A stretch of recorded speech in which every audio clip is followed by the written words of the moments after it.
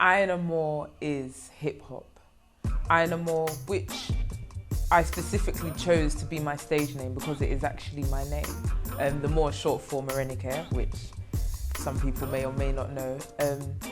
Aina More is hip hop, and in that comes a lot. Comes the culture, the lifestyle, and the music, of course, which is a big part of who I am, because music is what I choose to communicate to the world.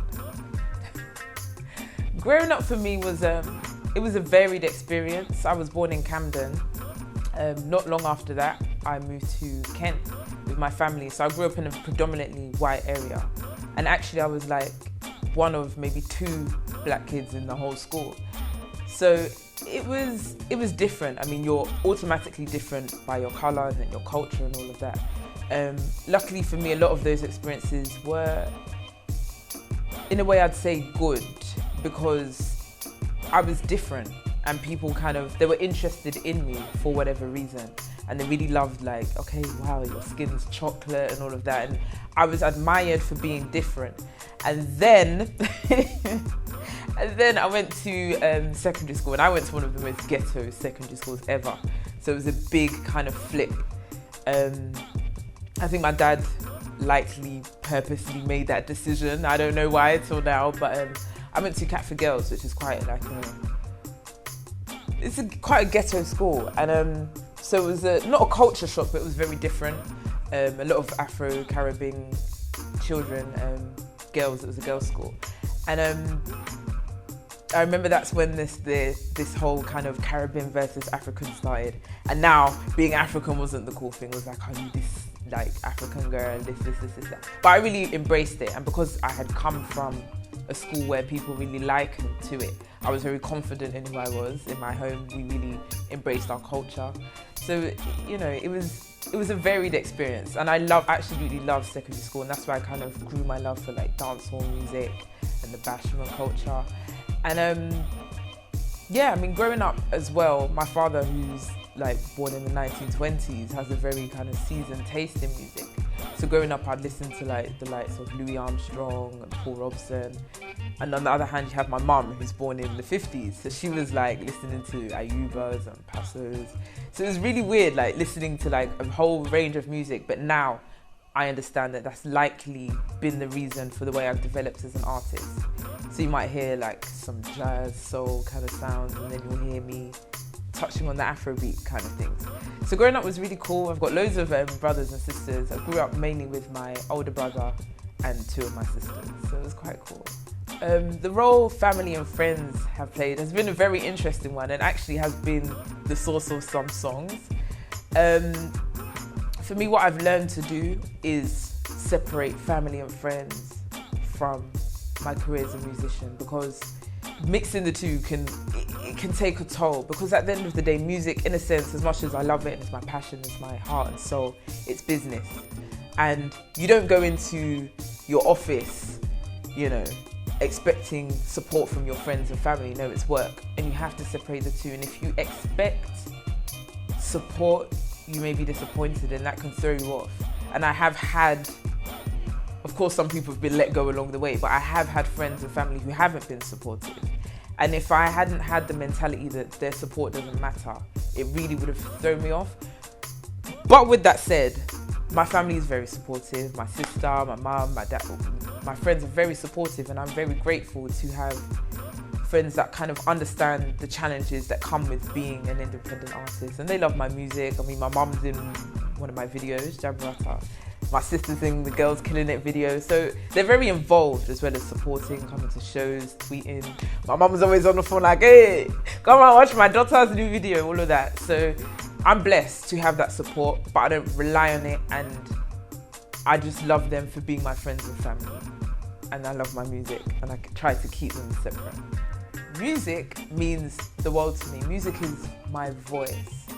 And I encountered music, or I would say music encountered me from around the age of 6, when I started doing violin lessons. It didn't last very long, but it was my first kind of connection to something that really kind of understood me. that was really my first line of personal communication. I know some people might go and draw or go and play video games. I don't know, everyone has their kind of thing. But for me, it was playing the violin. The lessons eventually stopped. But I developed in school, and in English and creative writing, I was really good at, not even really good at, I really loved writing poetry. And it's something I'd come home and do. And as the years went on, I went on to be a part of a physical theatre company called Silhouettes in the Dark. And there were 4 of us in the group. We all had like our own strengths, and my particular contribution to the group was writing. And in that, we'd done a lot of mixed medium performances. So we'd come on stage, we might come on dancing and then break into straight up acting and then go into a whole range of things. So really, our motto was no limitations. So literally whatever it takes to express the message, we would do.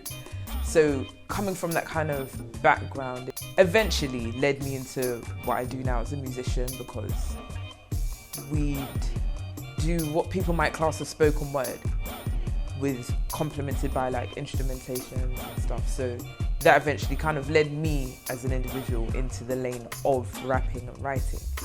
So it's just weird. I mean, it's interesting to consider where I encountered music, because one could say it was in Silhouettes in the Dark, one could say it was when I started playing the violin.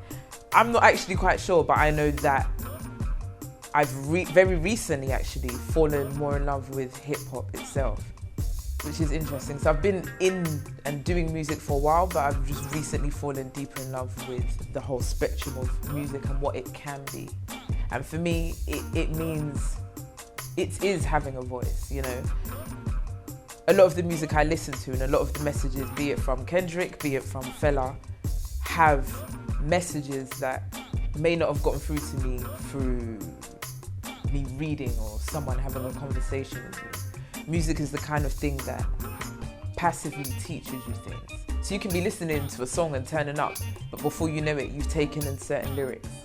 And for me, I feel that the voice and my thought processes are able to translate through the music. So for me, music means having a voice. Woo. Some of the most significant challenges for me as an artist, firstly would be coming from, I don't know, would you call it a working class home, and not having the kind of financial capital it takes to compete in the current market. I mean, I feel kind of blessed and lucky in the sense that we're in the digital age where you can create your own platform and you can build your own fan base without the need for much. But at the same time, things like recording and shooting videos cost a lot of money. And when you're in a Nigerian household where, you know, your parents expect certain things from you, it's hard to kind of say, okay, I'm an artist and this is my grind. And at the same time, you have to really invest in yourself as an artist from the get-go. And yeah, so it's been significant and it's not been significant because I'm sitting here now and I've been able to achieve a lot based on the fact that I've refused to see anything as a challenge. Another significant challenge would be being a woman. And as much as I like to say that, you know, gender doesn't play a part in what one can achieve, in some circumstances it does stand as a kind of challenge, especially in West Africa and Nigeria, where I've been working a lot. There's a very patriarchal culture where men are pretty much the top and the gatekeepers of everything. And it's hard when you walk into a room full of men to say, okay, look at me for what I'm doing or what I've done. They kind of just off the back, it's just like, you're a woman, and some walls are immediately down, and you really have to push that extra amount to say, no, you know, this is what I'm capable of. But at the same time, I like that because it makes me, in a way, work harder, because I need you to respect me for what I do. So once again, yeah, it's a challenge, but you know, we kick challenges out of the way and we get this done.